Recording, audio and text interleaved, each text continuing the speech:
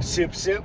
Based on the current events and the stuff that's going on in the news and online, Austin Metcalf was stabbed by an African American student by the name of Carmelo Anthony.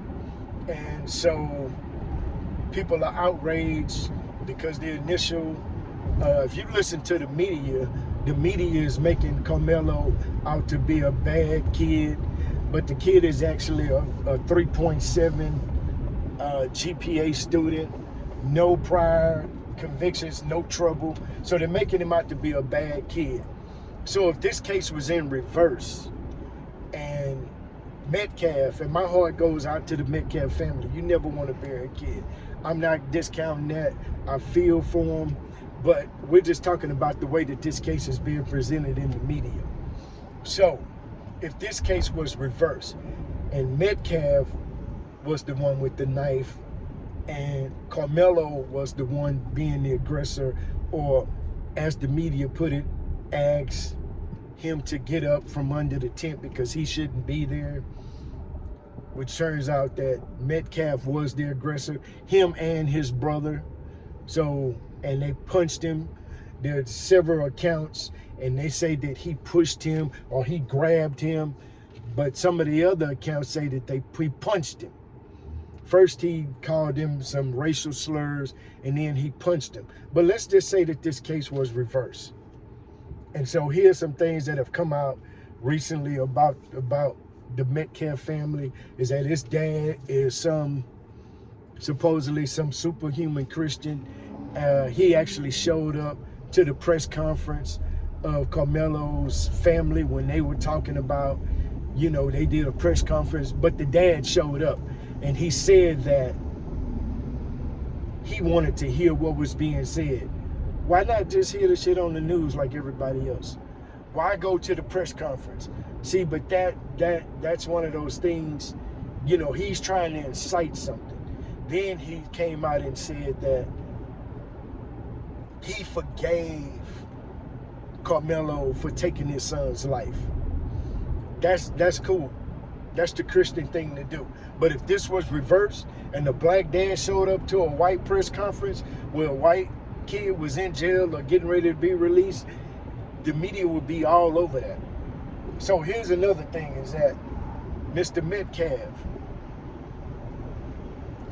does not live with the kids. His ex-wife or baby mama, he does not live with them, and he was convicted of sexual assault. We don't know what happened, but the kids were about 4 years old when the sexual assault case allegedly took place. But he's, has a criminal record allegedly of being a sexual assault case. I haven't done any research on that. I'm just going on things that I've been seeing online. So allegedly, he was accused of sexual assault.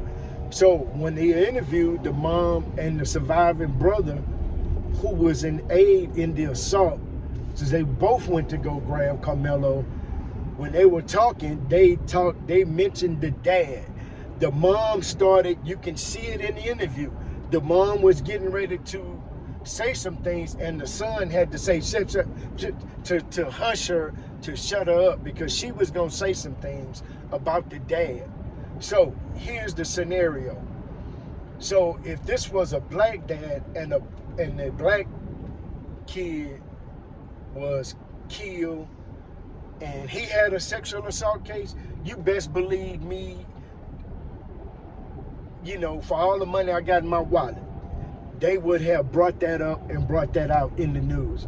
They would have said, because you know how the news media is, they would have said, oh, these kids were sexually assaulted, or some sexual assault case came forth when the kids and the mother had to leave the home and restrict their access to the father, and these kids grew up dysfunctional and angry, and that's why they were bullying these kids. And poor little old Johnny had to defend himself. They would have never said anything about the knife. The knife wouldn't even, You know, they would have never mentioned, oh, well, the knife has just been in there because he's an avid hunter. He does things. He's a Boy Scout. They would have made up all of these excuses for him having a knife, which it's no big deal having a knife. Kids have knives all the time. They would have said, oh, these brothers, if they were black. Now, we're talking about if this was flipped. These brothers, look at them. They're nothing but thugs. If they're white with AR-15, they're hunters. If they're black with AR-15s, they're thugs. So you see how this dynamic plays out in the mindset and the media, and they control the narrative. So that's a thought. Was there some molestation or something going on with these kids? Why they so angry? And the reports say allegedly that they were known bullies. So we just have to play this, you know, you have to play devil's advocate and say, hey, why are they bringing all this stuff up? Or why are they not bringing this stuff up? Why are they not going into the kids' history? Let's talk about, you know, Mr. Austin, and God rest his soul. Why not let's talk about his history? How many fights has he been in? How much trouble has he caused at the school? Because they're making him out to be an angel. Oh, he was a 4.0 student. He had 1,000 goddamn offer letters to play football. He's an angel. If you listen to the news media or you look at some of the pictures that are surfacing online, and then but then again, people on the internet, that's why I say it's going to be trouble in the next couple of months, because this is dividing along racial lines. There's a picture of him sitting in somebody's vehicle saying, let's see if one of them monkeys show up. What monkeys? What are you talking about? Show up to the track meet today. So, but none of this stuff is being reported by the news media. This is just going under the rug or under the radar. So you have to ask yourself, where do you stand on this? Are we gonna let all the facts come out, or are we gonna just take sides based on racial lines? I say it sounds like, and this is just my opinion, my sip, smoke, and share opinion, that these brothers, because I'm listening to what the dad said. One of the dads was there, and this is the most telling part of the whole deal, is that the dad said that he was there, he was watching his daughter. When the rain and the lightning started, a bunch of kids ran and just got up under tents. And these kids, the twins, the brothers, the Metcalfs, the Anglo kids were not even on that side of the field. So he said, because he said, I was watching them under the tent because my daughter was in the tent. And he said these boys, he saw these boys approach him from the other side and approached him and said something to him, and then they punched him and grabbed his bag and threw his cell phone out. But see, none of this stuff is being reported in the news. Nada. The news media didn't say anything about Mr. Metcalf, the angel, you know, aggressing and being a bully towards Mr. Metcalf, who is much smaller than him. So you got two 200-pound kids approaching the kid that's about 140 to 160, and then they grab and punch him in the face, take his bag and take his phone, and then stomp on it. And now we mad because these kids got dealt with. They fucked around and found out. And again, I'm not being insensitive. I'm just being, I'm looking at what it is logically and with reason. So my heart again goes out to the family.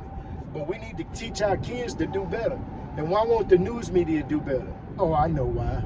Because the news media wants to perpetuate, big word, they want to perpetuate and continue the manipulation and continue to divide.